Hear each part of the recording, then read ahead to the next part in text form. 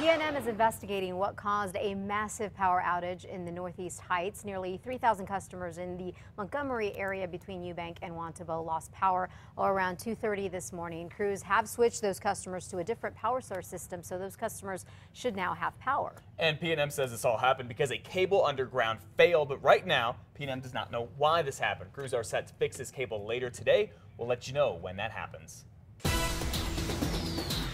And now we go to overnight news. One man is dead after getting thrown off a motorcycle on the western edge of Albuquerque. Bernalillo County Sheriff's deputies say a group of motorcycles was going north on Atrisco Vista, and then just north of Double Eagle Airport. One of the bikes took a turn too fast. The driver flew off. Deputies say he was not wearing a helmet and died. Atrisco Vista was shut down for a few hours after the crash, but it is open right now. Well, $9 million. That's how much money a Catholic school in western New Mexico says it is missing because of a fundraising company. And now that company is at the center of an investigation from the U.S. Senate. Senators want to know how much money Quadriga Art has been keeping from charities that's supposed to be helping, including St. Bonaventure Indian Mission and School in Theroux. Quadriga Art is supposed to raise money for the charities, but now St. Bonaventure says that company's kept $9 million that's supposed to be spent at the school here in New Mexico. But Quadriga Art says the school actually owes it $5 million and posted this message on CNN's website.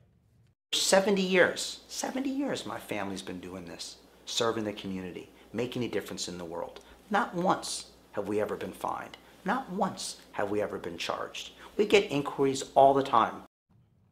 St. Bonaventure wouldn't say much about Quadriga Arts, but has stopped working with the company. An Espanola man is getting ready to serve his life sentence for killing a baby.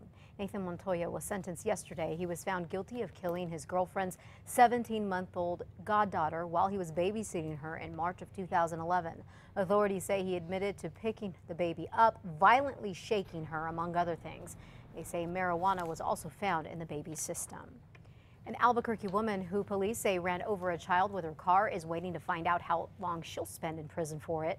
Mallory Chavez pled no contest last week to causing great bodily harm by vehicle.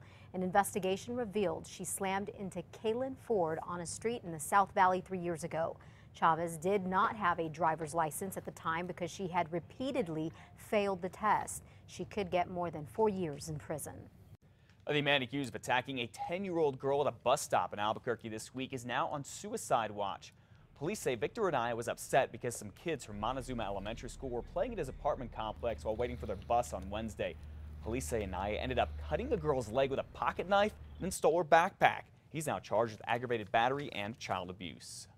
Well, new developments in a case involving what investigators call a con man, accused of ripping off people by getting them to invest in what was supposed to be a veterans hospital here in New Mexico. Farmington Police, the FBI, and state investigators all searched Bobby Willis's property in Branson, Missouri on Wednesday. They say they found jewels and more than $360,000 in rare coins there. Now they're trying to find out who it actually belongs to. There's still a nationwide manhunt for Willis. The massive hospital he said he wanted to build in Farmington never became a reality, and now investors are out more than $1 million. There's a problem with the lottery scholarship program in New Mexico. State lawmakers say it is running low, mostly because of the skyrocketing price of college tuition. The Legislative Finance Committee says there's not enough coming in to keep up with the increasing demand and increasing tuition costs. The Legislative Committee may have to find a fix during its session in January. One possibility is reducing the amount of money awarded to less than the full cost of tuition. The bike is back. A Santa Fe man finds the stolen bike that was taken from a cyclist who was on a cross-country tour. Now, we told you yesterday how Colin Sproul, a cyclist from Canada, had made a stop at a Santa Fe Kmart when he saw a thief take off with his bike. Well, Ismael Mena, who saw our report, spotted a guy yesterday riding the stolen bike near his auto repair shop. So Mena decides to go after the man. In New Mexico, I've also been a victim of bike theft, and I'm an avid cyclist myself, and I know what a bike means to someone putting that much effort into it.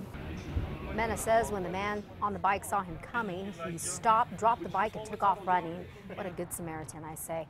He obviously took the bike to police, and the Canadian cyclist, who is still in Santa Fe, should get his bike back today. Good Samaritans there. Love to see that. Love to hear those stories. All right, here's a story for you. The Lobo football team is back home this weekend, and They will play a top-ranked team, and you know, many of you students and football fans out there are ready to cheer them on, no doubt. Yeah, but the fans won't be the only ones hanging around University Stadium this weekend. You know, police are going to be out there too throughout the game. It's because of a shooting at the Lobo game against the Aggies that happened last weekend in Las Cruces.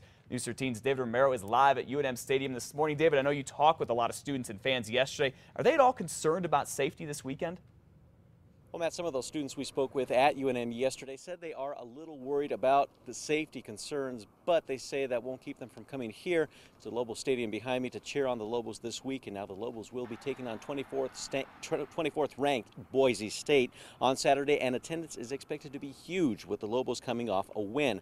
Now, it was at last week's game against one of their rivals, the New Mexico State Aggies, where Patsy Bejarano, a fan who was sitting in the stands, was hit with a bullet that came from the parking lot.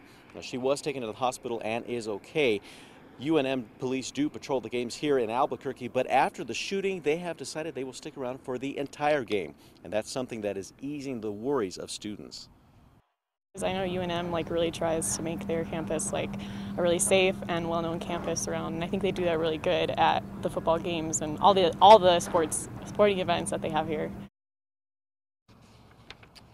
And now, as we mentioned, that the Lobos are coming off a big win. It's their second win of the season, and because of that, officials expect a big crowd here this weekend. And of course, we spoke to the UNM ticket office to see just how big, and we're going to give you an idea of how big coming up in the next half hour. Matt, back to you. All right, David, thank you for the update on the security there. As for police in Las Cruces, they've still not arrested anyone in that shooting from last Saturday. And I just checked online. It says that tickets still available. They start at only $15, 10 for kids. Let's go to the game. Tomorrow starts at 4 o'clock. Kristen's going to have your Lobo forecast coming up in just a minute, too. All right.